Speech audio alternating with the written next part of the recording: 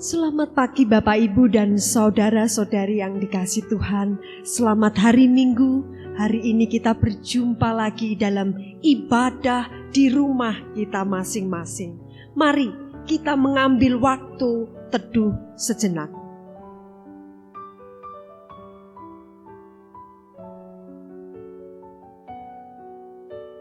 Amin. Kita akan bersama menaikkan pujian saat kami berkumpul.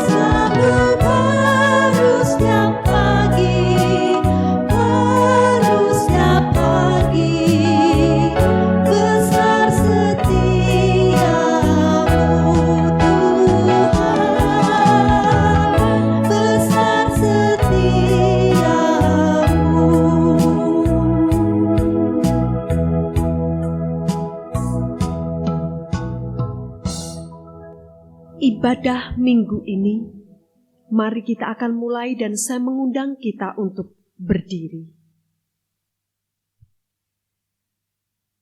Ibadah di hari ini kita mulai dengan pengakuan bahwa pertolongan kita datang dari Allah yang melayakkan kita masuk dalam persekutuan dengannya. Kasih karunia dan damai sejahtera dari Allah Bapa, Tuhan Yesus Kristus dan persekutuan dengan Roh Kudus menyertai saudara sekalian. Amin.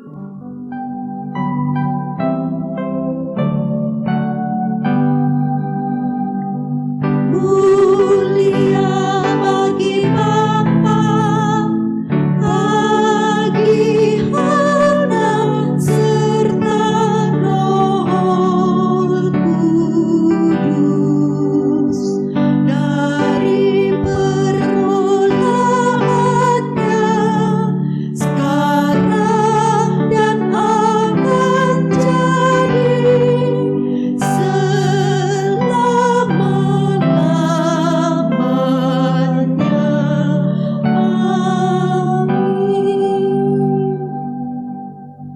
sebagaimana firman Tuhan. Sebab ketika aku lapar, kamu memberi aku makan. Ketika aku haus, kamu memberi aku minum. Ketika aku seorang asing, kamu memberi aku tumpangan. Ketika aku telanjang, kamu memberi aku pakaian. Ketika aku sakit, kamu melawat aku. Ketika aku di dalam penjara, kamu mengunjungi aku. Aku berkata kepadamu, sesungguhnya segala sesuatu yang kamu lakukan untuk salah seorang dari saudaraku yang paling hina ini, kamu telah melakukannya untuk aku. Amin.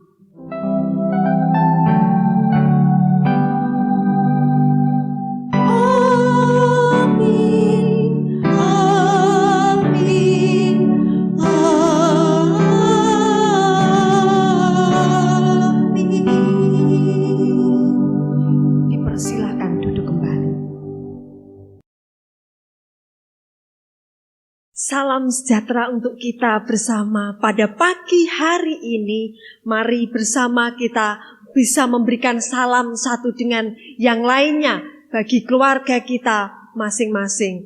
Selamat pagi Bu Budi, selamat pagi Pak Ponco, selamat pagi tentu semuanya yang ada di tempat ini dan juga di tengah-tengah keluarga masing-masing. Mari bersama kita menikmati persekutuan pagi hari ini melalui pujian yang akan kita nyanyikan bersama. Hatiku percaya.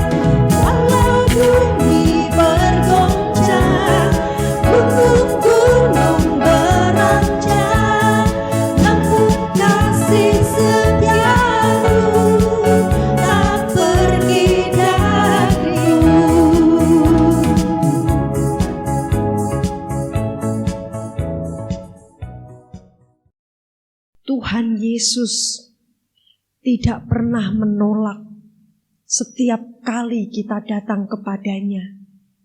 menyatakan setiap pergumulan, menyatakan setiap hal kepadanya. Maka hari ini kita datang menyatakan di hadapan Tuhan kita Yesus Kristus betapa kita penuh dengan pelanggaran, namun Dia menerima kita. Mari kita akan memujikan pujian ini. Sejauh timur dari barat,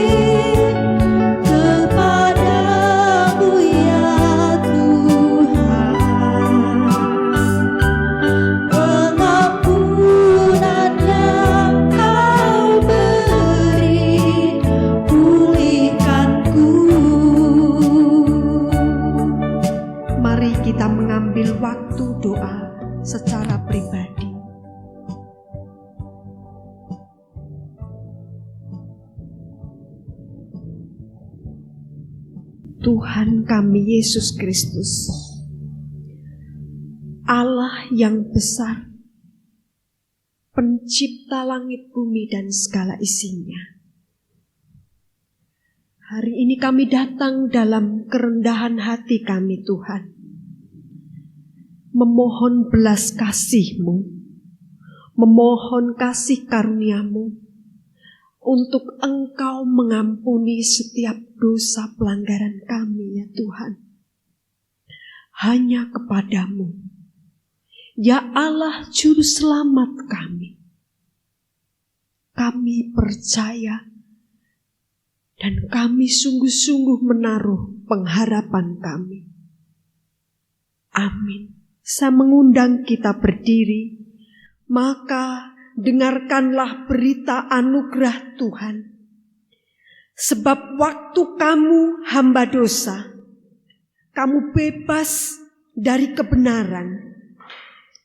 Dan buah apakah yang kamu petik daripadanya? Semuanya itu menyebabkan kamu merasa malu sekarang. Karena kesudahan semuanya itu ialah kematian. Tetapi sekarang, setelah kamu dimerdekakan dari dosa, dan setelah kamu menjadi hamba Allah, kamu beroleh buah yang membawa kamu kepada pengudusan. Dan sebagai kesudahannya, ialah hidup yang kekal. Amin. Kami persilahkan duduk kembali. Hari ini mari kita siapkan diri kita atas kebenaran firman Tuhan yang hari ini akan disampaikan oleh Bapak Agung Budi. Oleh sebab itu mari kita siapkan hati kita. Pujian ini akan menjadi pujian yang akan kita nyanyikan sebelum firman disampaikan. Pakailah aku.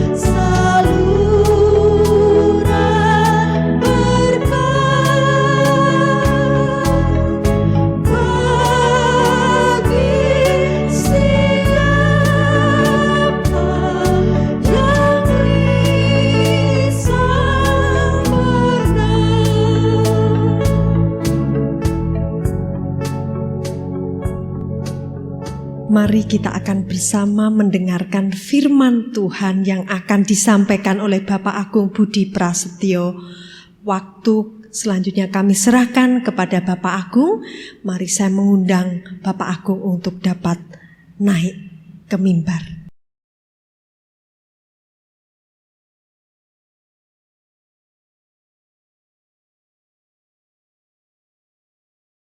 Mari kita satu dalam doa.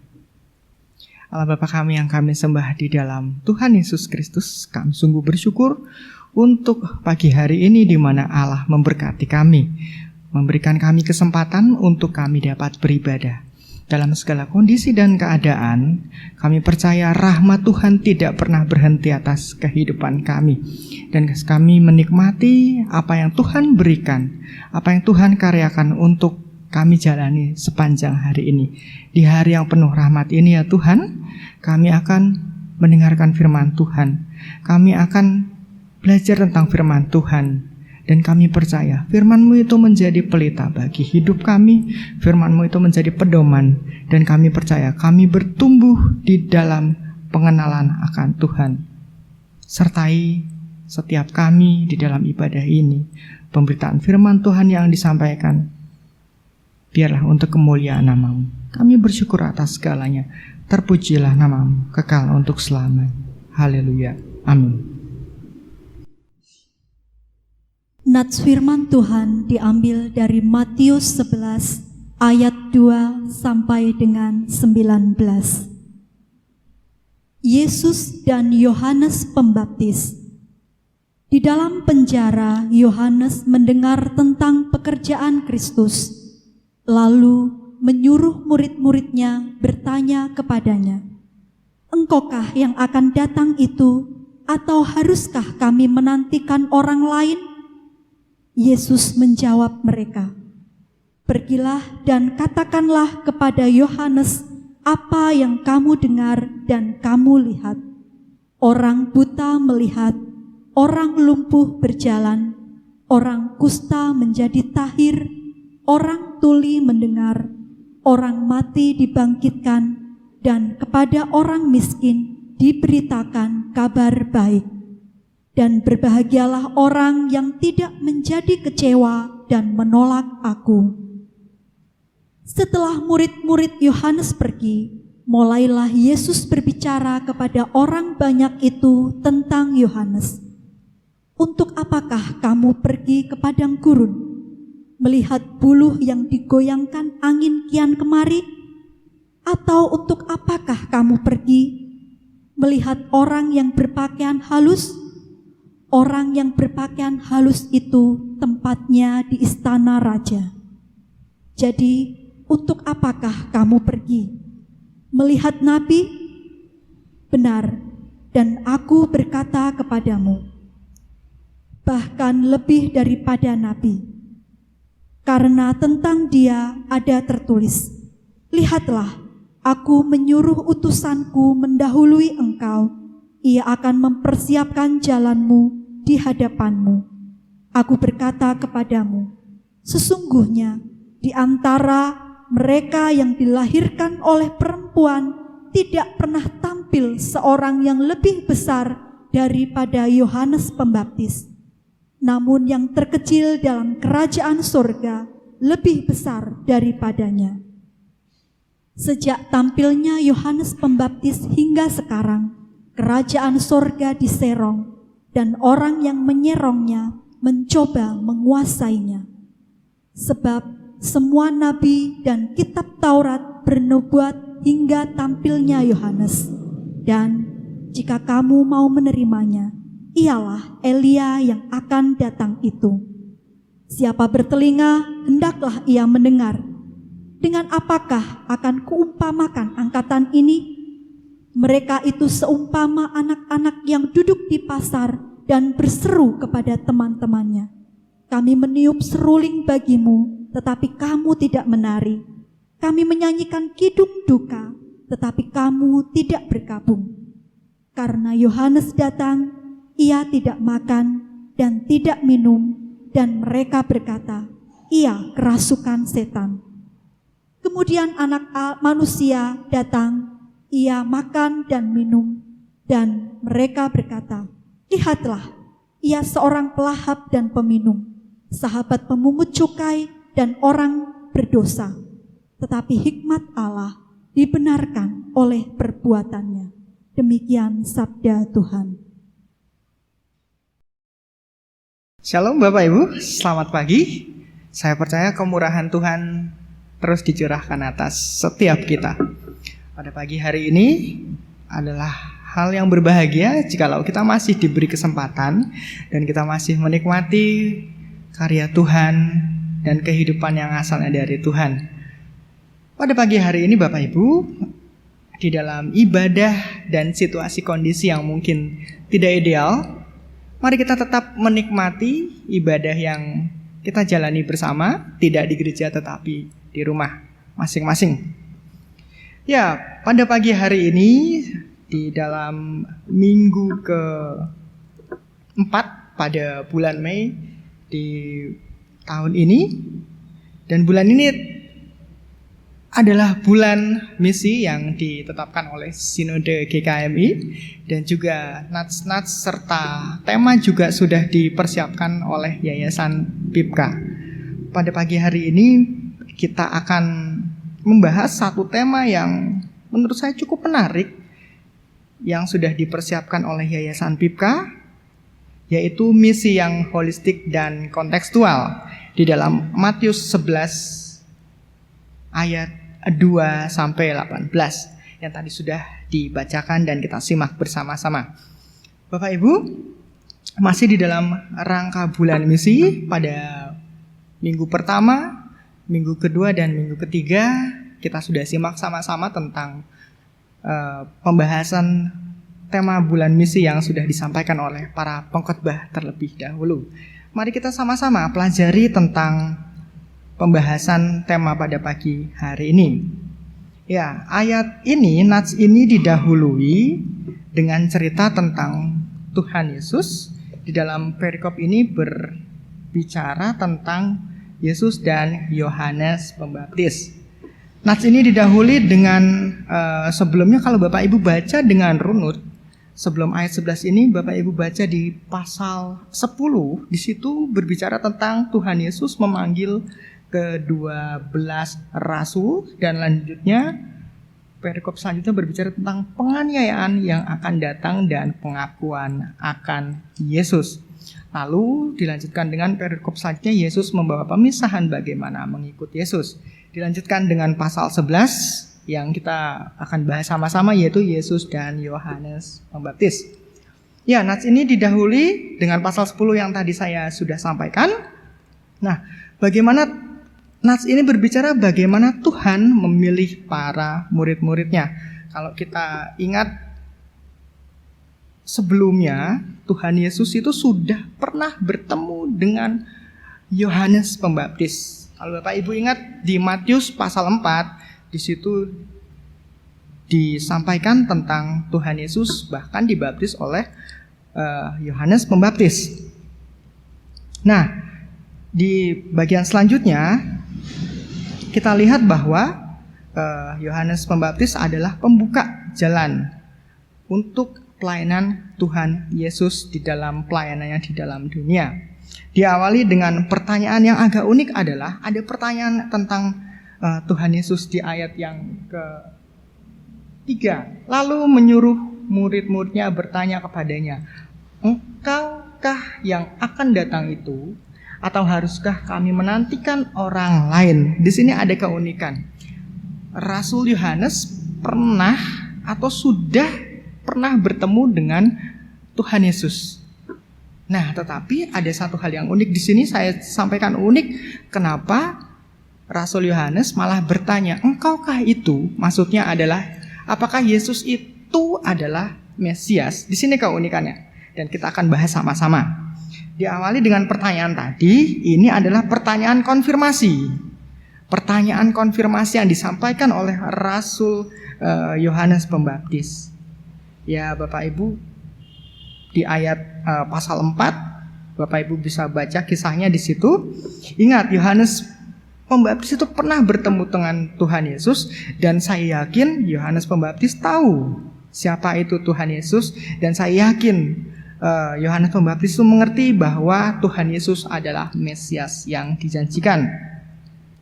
Ya, ada tafsir yang mengatakan bahwa sebenarnya ini pertanyaan retorika Yohanes Pembaptis. Jadi pertanyaan ini dilontarkan oleh Yohanes Pembaptis dengan maksud, jika Tuhan Yesus dapat melakukan karya yang begitu luar biasa di ayat yang kelima, yaitu ayat keempat tadi. Kemudian Tuhan Yesus menjawab kepada mereka, "Pergilah dan katakan kepada Yohanes apa yang kamu dengar dan kamu lihat. Orang buta melihat, orang lumpuh berjalan, orang kusta menjadi tahir, orang tuli mendengar, orang mati dibangkitkan, dan kepada orang miskin diberitakan kabar baik." Nah, jawabannya ada di ayat 5. Jika Tuhan Yesus dapat melakukan apa yang ada di ayat 5, maka sebenarnya Yohanes Pembaptis pun bisa dilepaskan, bisa dibebaskan dari penjara, dari situasi yang ada mengungkung Yohanes Pembaptis. Ya, tetapi yang luar biasanya di ayat yang ke-6, Tuhan melengkapi dan menjawab pertanyaan Yohanes Pembaptis dengan perkataan, "Dan berbahagialah orang yang tidak menjadi kecewa dan menolak aku." Kita tahu bahwa karya Tuhan begitu luar biasa dalam kehidupan selama pelayanan Tuhan. Dia menyembuhkan banyak sekali orang, dia membebaskan orang dari kungkungan kuasa jahat, roh jahat, dia memberikan pengharapan, dia memberikan kasih karunia. Tetapi yang luar biasanya Tuhan menjawab di ayat yang 6, "Dan berbahagialah orang yang tidak menjadi kecewa dan menolak aku." Dalam situasi sekarang, dengan adanya pembatasan sosial yang berskala besar, situasi yang tidak ideal di dalam kehidupan ini, saya percaya bahwa cukup banyak orang yang bertanya, "Tuhan, kenapa keadaan ini bisa terjadi? Kenapa keadaan ini seolah-olah Tuhan izinkan dan juga Tuhan biarkan?" Tetapi ingat, di dalam ayat yang ke-6, Tuhan menyatakan bahwa berbahagialah orang yang tidak menjadi kecewa dan menolak aku. Saya percaya di dalam situasi yang sulit ini kita tetap berpengharapan kepada Tuhan. Ya, kita kembali ke nats yang selanjutnya. Ayat yang kelima ini berbicara bahwa Tuhan, di ayat yang kelima itu kalau Bapak Ibu cermati, Tuhan itu mengutip ayat kelima ini di dalam Yesaya 35 ayat 5 sampai dengan ayatnya yang ke-6. Ya, Tuhan Yesus adalah figur Mesias yang dinantikan. Dan figur Mesias yang dinantikan ini menurut orang Yahudi itu punya parameter, punya alat ukur, punya variabel tentang kalau ada Mesias, ada orang yang mengaku Mesias itu wajib memenuhi 3 parameter. Pertama, Mesias hadir itu dibuatkan di dalam kitab para nabi-nabi. Parameter pertama atau variabel pertama. Dan yang kedua, karya dari Mesias itu pasti menakjubkan. Contohnya, dia akan menyembuhkan orang, membebaskan orang dari kuasa jahat, dan mujizatnya luar biasa. Dan yang ketiga, pengajarannya membuat orang-orang terkesima, tidak hanya terkesima tetapi menghadirkan paradigma yang baru. Lalu dalam nats ini Rasul Yohanes adalah pembuka jalan bagi Mesias dan karya misinya. Jadi kalau 3 variabel tadi, 3 parameter tadi terpenuhi, maka dia adalah Mesias sejati. Dan ternyata 3 parameter ini terpenuhi dan ada dalam figur Tuhan Yesus. Maka yakinlah Rasul Yohanes bahwa ketiga variabel ini menyatakan bahwa Tuhan Yesus adalah Mesias yang sejati. Selanjutnya, misi Tuhan itu menyeluruh atau holistik. Menyeluruh atau holistik, yaitu menyentuh, menjawab, dan juga memberikan kelegaan untuk aspek jiwa, untuk aspek ragawi, dan juga untuk setiap hal yang menjadi tantangan hidup manusia. Bapak Ibu tentu pada saat membaca Injil, dari Injil Matius sampai dengan Injil yang selanjutnya, akan sangat lengkap bagaimana karya Tuhan yang Tuhan nyatakan. Bagaimana dia menyembuhkan, bagaimana dia membebaskan. Tidak hanya karya Tuhan bermujizat, tetapi disertai dengan pengajaran yang membuka paradigma, yang memperbaharui pola pikir, yang memperbaharui jiwa, yang memperbaharui logika. Jadi misi Tuhan di dalam Matius ini adalah misi yang holistik, menyeluruh, menjawab, menyentuh, dan juga memberikan paradigma yang baru. Bicara tentang kontekstual, pelayanan Tuhan adalah pelayanan yang sesuai dengan keadaan dan kebutuhan, sesuai dengan lingkungan, sesuai dengan tantangan yang ada pada saat itu. Dan saya percaya kita sebagai orang yang percaya saat ini juga tentu diberi mandat Tuhan untuk dapat melaksanakan misi yang holistik dan juga misi yang kontekstual, misi yang menyentuh, misi yang menjawab, tetapi misi yang juga sesuai dengan keadaan dan tuntutan di mana kita ditempatkan. Bapak Ibu ingat mujizat-mujizat Tuhan saat menyembuhkan, mujizat-mujizat Tuhan saat dia membangkitkan orang mati, dan lain sebagainya. Sebagai contoh, peristiwa tentang perwira, seorang hamba perwira, dia datang kepada Tuhan untuk bermujizat. Tuhan tidak perlu hadir dan datang ke rumah perwira itu, tetapi perwira itu menyatakan apa yang Tuhan perkatakan itu pasti terjadi. Ini salah satu contoh dari kontekstual pada saat itu. Tuhan Yesus tidak harus datang kepada rumah dari hamba perwira ini, tetapi Tuhan langsung berfirman dan berkata, sehat, sembuh.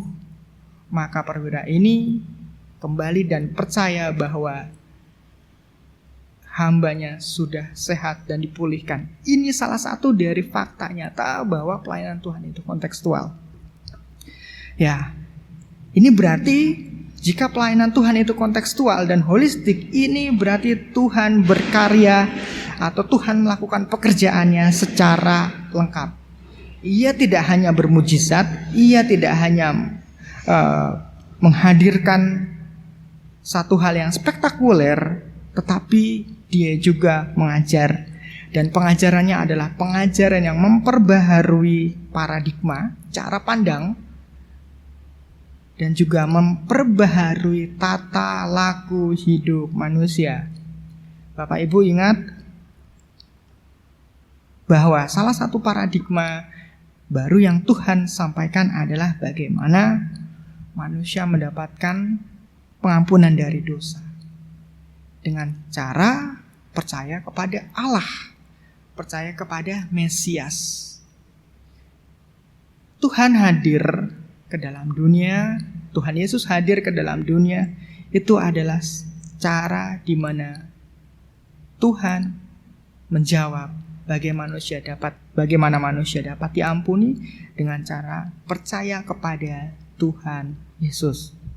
Dosa dapat dihapus pada saat kita percaya bahwa Tuhan Yesus adalah Tuhan dan Juru Selamat. Di sisi lain, ajaran Tuhan itu memperbaharui laku hidup. Artinya orang yang menyatakan diri pengikut Kristus, orang yang menyatakan diri hidup di dalam kebenaran, kebenaran itu yang seharusnya memperbaharui, menuntun orang percaya di dalam laku hidupnya. Jadi alangkah sangat kontradiktif, alangkah sangat bertentangan jikalau ada orang percaya, mengaku dirinya percaya, tetapi laku hidupnya tidak mencerminkan, tidak menyatakan laku hidup sebagai seorang pengikut Kristus atau keteladanan dari Tuhan Yesus. Itu adalah ironis. Saya bersyukur pendahulu dari gereja ini, almarhum Bapak Pendeta Julius Rampen, Di dalam visi dan misinya itu sangat jelas. Salah satu misi yang disampaikan di dalam tertuang di dalam satu manifesto GKM Jekulo, yaitu tentang selarasnya laku, hidup, kata, dan perbuatan. Dan itu diringkas oleh Bapak Julius dengan 2 kata. 2 kata itu adalah imitatio of Christ. Jadi orang percaya, jemaat di Jekulo itu mengimpartasikan laku hidup, tutur kata sesuai dengan karya Tuhan. Ya, bulan misi ini kita juga, di dalam nats ini kita juga diingatkan selain Tuhan Yesus berkarya luar biasa, kita juga diingatkan bahwa pada saat Tuhan berkarya itu juga seharusnya menggerakkan kita juga untuk berkarya, untuk bergerak, untuk terus melakukan kehidupan ini dengan mewartakan kebenaran Tuhan. Kalau Bapak ingat tadi ada pujian, Bapak Ibu ingat ada pujian yang menyatakan iman Injili. Iman Injili tidak akan pernah tidur, tidak akan pernah diam. Pujian iman Injili adalah manifestasi pengikut Kristus, yaitu terkhusus kita sebagai komunitas Menonit untuk berdampak dalam hidup. Dan saya percaya kita diberi kemampuan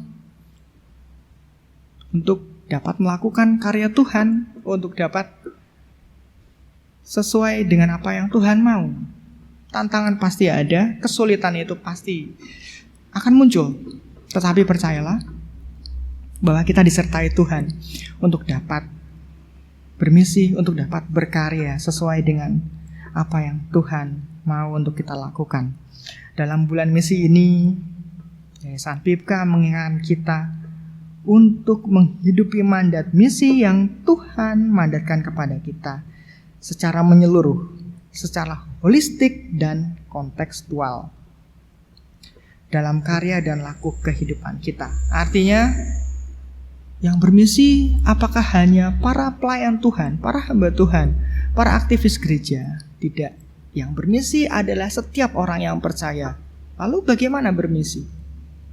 Apakah hanya dengan mengajak orang untuk percaya? Tidak cukup hanya mengajak orang untuk percaya, tetapi melalui kata kita bahwa Yesus adalah Tuhan, itu juga seharusnya beriringan dengan laku hidup kita, mencerminkan bahwa ada Kristus dalam kehidupan kita.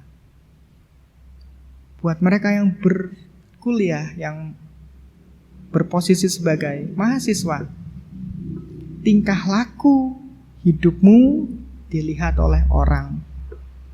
Maka hadirkanlah Kristus dalam perkataanmu, maka hadirkanlah Kristus dalam karya, tugas-tugas, nilai-nilaimu.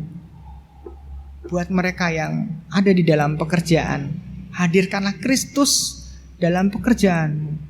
Hasilkanlah yang maksimal. Buat mereka yang berdagang, saya percaya itu adalah ladang di mana kita memberikan keterangan bahwa Allah dalam Yesus Kristus adalah Allah yang benar. Buat mereka yang menjadi pengusaha, demikian juga. Buat mereka yang dalam pekerjaan-pekerjaan yang lain, saya percaya hati Tuhan taruhkan dalam setiap hati orang percaya. Ada satu karya Tuhan yang cukup menginspirasi, yaitu tentang salah satu di dalam situasi seperti saat ini, ada satu karya Tuhan yang cukup menginspirasi, yaitu pernah diliput oleh salah satu stasiun TV, dan saya diberi informasi oleh Pak Pendeta Suko, ada satu hamba Tuhan di Kalimantan, kalau tidak salah itu di Balikpapan, ada seorang guru yang dengan tanpa pamrih, dengan ketulusan, dengan dayanya, di dalam situasi yang sekarang para siswa-siswa tidak dapat dan tidak diperkenankan untuk himbauan dari pemerintah untuk tidak bersekolah, yaitu belajar dari rumah. Luar biasanya adalah guru ini dalam segala keterbatasan mendatangi murid-muridnya satu persatu dari rumah ke rumah, door to door. Seorang pelayan Tuhan yang juga berprofesi juga sebagai seorang guru, tanpa pamrih, dengan tulus hati, dia datangi murid-muridnya satu persatu dari rumah ke rumah, door to door. Dan ini diliput oleh stasiun televisi. Kalau tidak salah cabang PIPK, perintisan PIPK di Balikpapan atau Banjarmasin kalau tidak salah. Dan pada saat saya mendengar informasi ini dan saya cross check di link berita dan liputan yang ada, ini menyentuh sanubari setiap kita. Banyak mungkin para guru-guru yang memberikan tugas sebagai tanggung jawab mereka di situasi seperti saat sekarang. Tapi luar biasanya hamba Tuhan ini dengan medan yang cukup sulit, dengan motor yang seadanya, mendatangi para murid-muridnya tanpa pamrih, tanpa minta bayaran, dengan ketulusan hati. Dan saya percaya ini adalah contoh dari misi Tuhan yang holistik, misi Tuhan yang kontekstual. Dan saya percaya setiap kita juga diberikan kemampuan untuk dapat bermisi secara holistik, untuk dapat bermisi secara kontekstual. Bagaimana caranya? Tuhan akan memberikan hikmat untuk itu. Selanjutnya, ya tadi guru ini kalau tidak salah bernama Ibu Bintang Riris Parhusi, salah satu hamba Tuhan atau pelayan PIPK yang ada di Banjarmasin atau Kalimantan kalau tidak salah. Ya, jika kita lihat panggilan misi kita dan kita sadari panggilan misi kita adalah kontekstual dan holistik dan kontekstual, maka dalam situasi yang saat sekarang kita juga digerakkan Tuhan. Dalam beberapa minggu ini saya bersyukur bahwa sinode kita, sinode GKMI menjadi gereja yang terus berjalan, bergerak, berdampak, bermisi. Demikian juga dengan unit kerja yaitu MDS, unit diakonia service, yang juga bergerak dengan membagikan salah satu karyanya adalah membagikan masker secara free, gratis kepada anggota gereja dewasa GKMI masing-masing. Luar biasa, salut untuk itu. Dan juga gereja-gereja anggota dari sinode GKMI juga bergerak dan berdampak.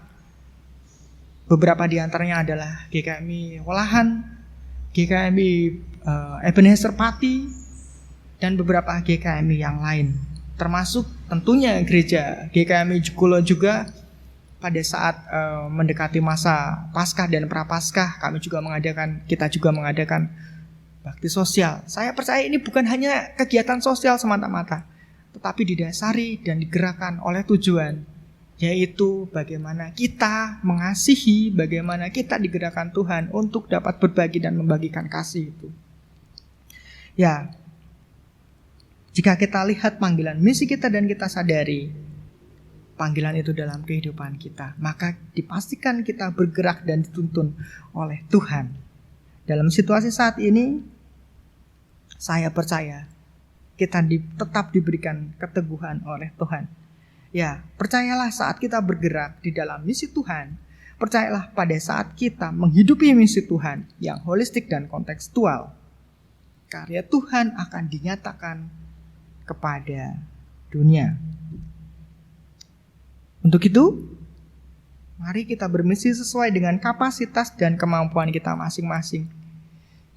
Tentu Tuhan tidak menuntut seorang dokter harus bisa pertanian seperti konteks untuk menjadi petani seperti jemaat di Ponsomulyo. Tidak seperti itu. Ladang masing-masing setiap orang di dalam bermisi adalah berbeda-beda. Tetapi hati yang bermisi sama di setiap hati masing-masing anak Tuhan. Untuk itu mari kita hidupi panggilan misi kita di bulan ini, di mana Tuhan percayakan menjadi bulan misi, menjadi bulan pekabaran Injil. Dan tidak hanya pekabaran Injil, tapi pekabaran Injil yang juga menjadi pekabaran kasih, aplikasi kasih untuk kita kerjakan dan lakukan. Tuhan akan memberikan kekuatan dan kemampuan kepada setiap kita. Kita satu dalam doa. Kami bersyukur Bapa di surga untuk karya-Mu yang begitu ajaib atas kehidupan kami. Kami bersyukur pula jikalau kami dituntun untuk memasuki bulan Mei, di mana kami diberikan satu penyegaran kembali untuk kami tetap hidup dan menghidupi misi Tuhan secara holistik dan juga secara kontekstual. Kami percaya jemaat-jemaat Tuhan di GKMI Jekulo diberikan hati yang kuat dengan bermisi sesuai dengan panggilan Tuhan atas kehidupan kami. Maka kami menyerahkan kehidupan kami untuk Tuhan bentuk sesuai dengan apa yang Tuhan kehendaki. Dan kami melihat bahwa dunia ini membutuhkan pribadi-pribadi yang hidup, yang bergerak, yang mau berjalan di dalam karya Tuhan. Maka perlengkapi kami ya Tuhan, tuntun kami untuk kami tetap hidup di dalam misi kami, mewartakan kebenaran Tuhan. Dan kami percaya kerajaan-Mu dapat tersebar luas, dan orang akan berkata bahwa Yesuslah Tuhan. Bukan karena kekuatan kami, tetapi karena Tuhan yang berkarya melalui kami. Kami bersyukur ya Tuhan. Datanglah kerajaan-Mu, jadilah kehendak-Mu atas kehidupan kami. Terpujilah nama-Mu kekal untuk selamanya. Haleluya. Amin. Saya mengundang kita berdiri dan kita akan menyatakan komitmen kemuridan dan pengakuan iman rasuli. Sebagai jemaat Kristen yang ingin meneladani Kristus, marilah kita mengikrarkan komitmen kemuridan. Kami bersaksi bahwa tidak seorang pun dapat sungguh-sungguh mengenal Kristus, kecuali ia yang mengikutinya setiap hari dalam kehidupan.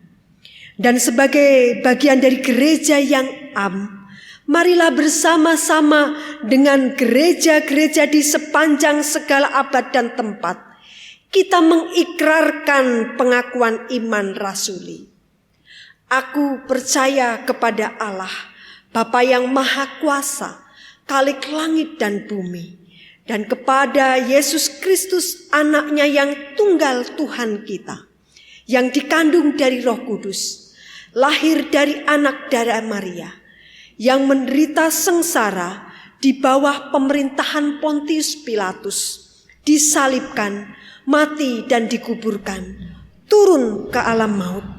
Pada hari yang ketiga, bangkit pula dari antara orang mati, naik ke surga, duduk di sebelah kanan Allah, Bapa yang Maha Kuasa. Dan dari sana ia akan datang kembali untuk menghakimi orang yang hidup dan yang mati. Aku percaya kepada Roh Kudus, gereja yang kudus dan persekutuan orang kudus, pengampunan dosa, kebangkitan orang mati, dan hidup yang kekal. Amin. Dipersilahkan duduk kembali. Kita akan menyatukan hati kita untuk berdoa syafaat. Sebelumnya kita akan menaikkan pujian.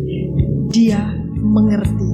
Tuhan Yesus mengerti atas setiap apa yang kita alami saat ini.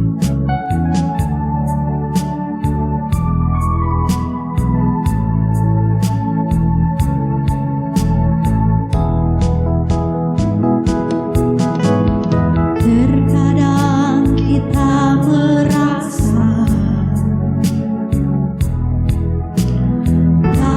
ada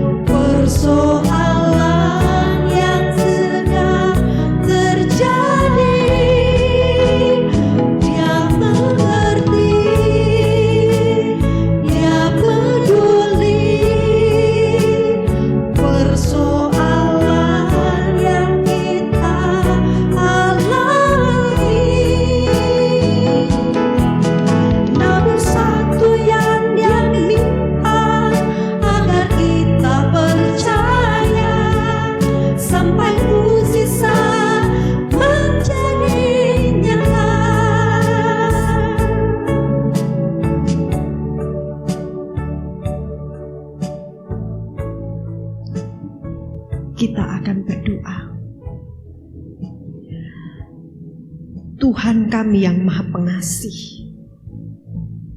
Hari ini kami tetap bersyukur, bersukacita walaupun kami Tuhan di tengah-tengah situasi yang tidak mudah. Karena dalam segala keadaan pun Tuhan masih selalu memberkati, menyertai kami. Tuhan tidak pernah lalai bekerja di tengah-tengah kehidupan kami. Maka kami menyatukan hati berdoa, ya Tuhan Yesus, bagi jemaat-Mu di GKMI Jekulo dan Poncomulyo. Tuhan, kami berdoa bagi anak-anak kami yang melaksanakan proses belajar mengajar di rumah, di mana mereka harus belajar di rumah. Tuhan, berkatilah anak-anak kami tersebut supaya dapat tetap belajar dengan baik, dengan sungguh-sungguh. Demikian pula kami para orang tua, supaya terus dapat menolong dan mendampingi mereka di tengah-tengah situasi ini. Tuhan, kami juga memohon karunia-Mu, berkat-Mu bagi keluarga kami masing-masing. Diberkatilah keluarga kami, pekerjaan kami, usaha kami Tuhan. Karena saat ini tentu tidak mudah. Saat ini kami mengalami peristiwa yang sangat sulit. Tuhan, tolong Engkau tetap memberkati kami.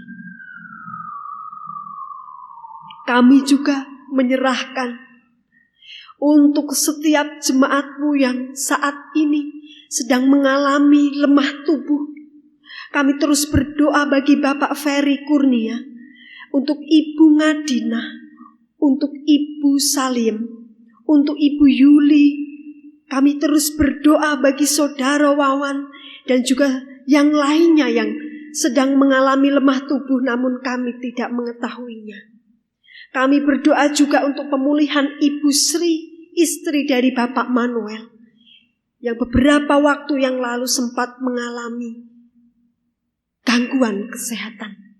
Tuhan menolong, memulihkan, menyembuhkan. Kami juga berdoa ya Tuhan bagi jemaat senior kami dimanapun berada.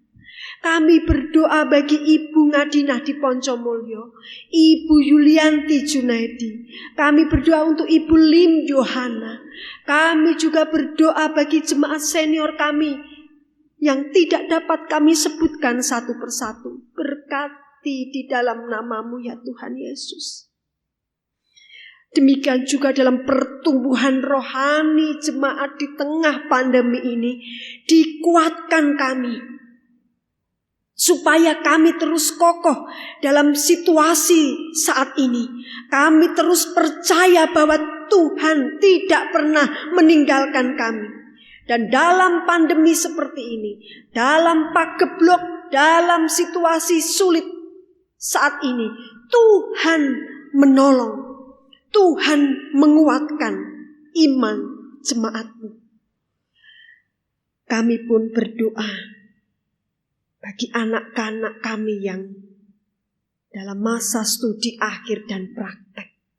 Kami berdoa untuk saudari Agatha, saudari Shirley, saudari Yokepet, saudari Lena. Diberkati mereka ya Tuhan di dalam nama-Mu. Demikian juga kami bersyukur bersama dengan saudara Aan dan saudari Maya, yang di dalam akhir tahun yakni bulan September dan Oktober akan menjalani wisuda. Tuhan, Engkau yang akan menyediakan masa depan yang baik bagi mereka, pekerjaan mereka. Terima kasih Tuhan Yesus, berkat-Mu untuk seluruh komisi yang ada, baik di GKMI Jekulo maupun di PGMB 3, Komisi Pemuda Remaja dan Komisi Senior.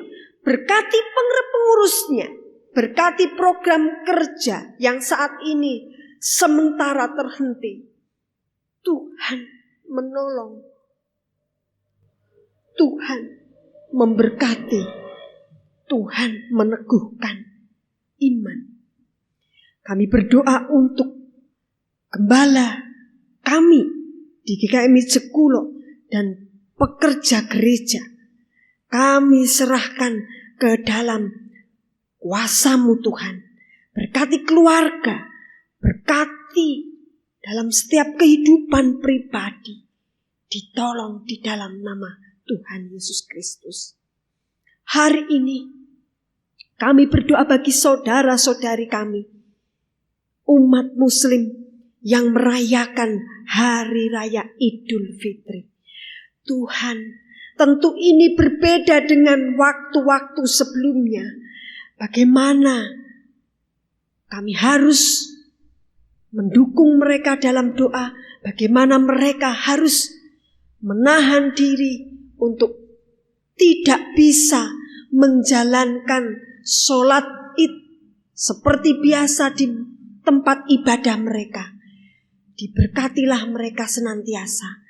Mereka juga tidak bisa saling mengunjungi merayakan Hari Raya Idul Fitri bersama dengan keluarga besar karena pandemi saat ini. Tuhan menolong mereka, Tuhan.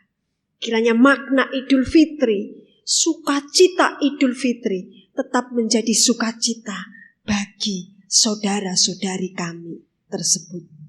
Kiranya Idul Fitri dapat berjalan dengan baik. Dan di seluruh Indonesia dan di manapun berada, dijauhkan dari segala yang tidak baik. Kami terus berdoa juga bagi bangsa dan negara kami, bagi kota Kudus ini, untuk terus bersepakat, tidak menyerah, tapi terus bergiat, berjuang untuk melewati pandemi COVID-19 ini dengan baik. Berkati pemerintah, berkati dinas-dinas terkait, berkati para medis. Tuhan tolong supaya semua dapat bersinergi untuk melewati saat-saat ini. Terima kasih Tuhan. Ajar kami untuk bersepakat, berdoa, berhikmat, melaksanakan setiap anjuran dari pemerintah dengan taat, dengan baik. Sampai pada akhirnya pandemi ini berakhir. Berkati para tenaga medis dimanapun berada. Tolong mereka Tuhan. Terima kasih. Di dalam nama-Mu kami berdoa. Dan mari bersama-sama kita menaikkan doa Bapa kami bersama. Bapa kami yang di surga, dikuduskanlah nama-Mu. Datanglah kerajaan-Mu. Jadilah kehendak-Mu di bumi seperti di surga. Berikanlah kami pada hari ini makan kami yang secukupnya. Dan ampunilah kami akan kesalahan kami. Seperti kami juga mengampuni orang yang bersalah kepada kami. Dan janganlah membawa kami ke dalam pencobaan. Tetapi lepaskanlah kami daripada yang jahat. Karena Engkaulah yang empunya kerajaan dan kuasa dan kemuliaan sampai selama-lamanya. Amin. Hari ini kita akan memberikan persembahan yang terbaik kepada Tuhan. Mari apa yang sudah Bapak Ibu siapkan untuk persembahan ini kita berikan dengan syukur dan dengan sukacita. Saya mengundang kita untuk berdiri sebagai dasar dari persembahan kita. Firman Tuhan berkata, sebab itu marilah kita oleh Dia senantiasa mempersembahkan korban syukur kepada Allah, yaitu ucapan bibir yang memuliakan nama-Nya. Dan janganlah kamu lupa berbuat baik dan memberi bantuan, sebab korban-korban yang demikianlah yang berkenan kepada Allah. Kita akan berdoa. kami mempersembahkan persembahan ini Tuhan ke hadirat-Mu dengan sukacita, sebagaimana berkat yang Engkau limpahkan kepada kami setiap saat. Kami sambut dengan sukacita, maka hari ini pun kami mempersembahkan persembahan ini kepadamu. Sucikan dan kuduskan. Haleluya. Amin. Dipersilahkan duduk kembali. Kita akan menaikkan pujian. Berilah yang baik.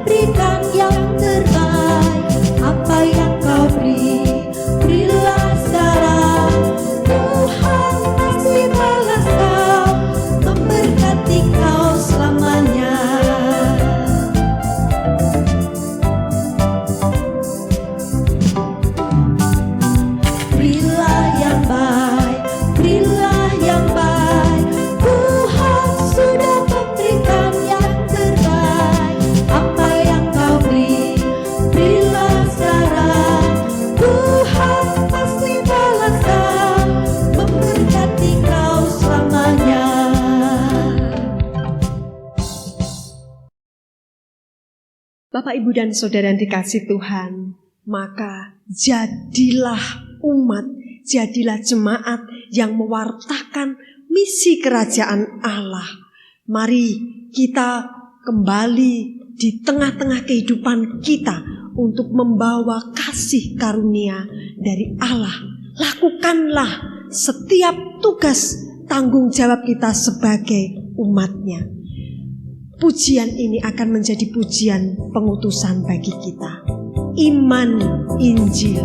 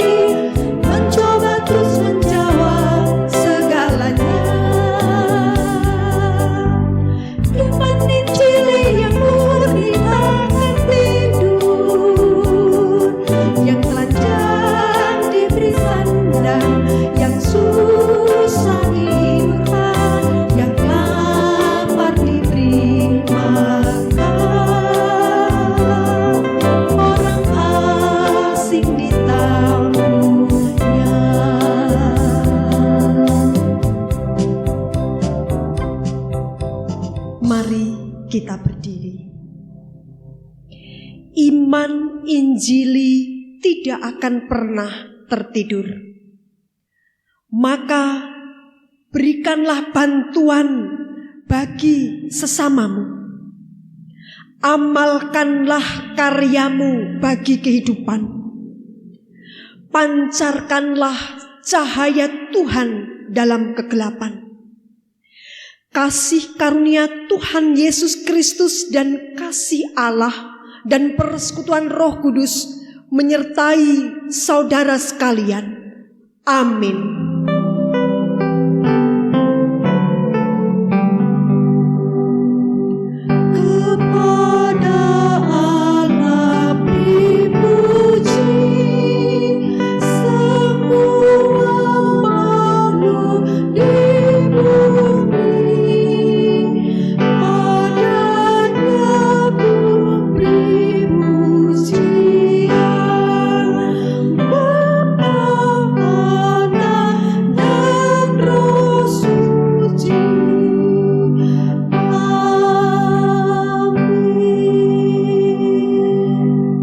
Silakan duduk, kita bersaat teduh.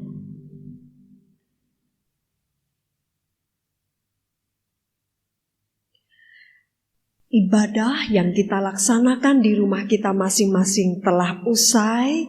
Mari terimalah kasih karunia Tuhan dan bisa memberikan salam bagi keluarga yang ada. Selamat berbakti, selamat berhari Minggu, selamat menikmati kebersamaan keluarga, dan terus kami mengingatkan untuk Bapak, Ibu, dan saudara-saudari yang dikasihi Tuhan, jaga kesehatan selalu, jangan lupa selalu cuci tangan setiap kali beraktivitas, dan kalau memang harus keluar rumah, jangan lupa untuk mengenakan masker dan selalu jaga jarak dengan seseorang atau siapapun juga.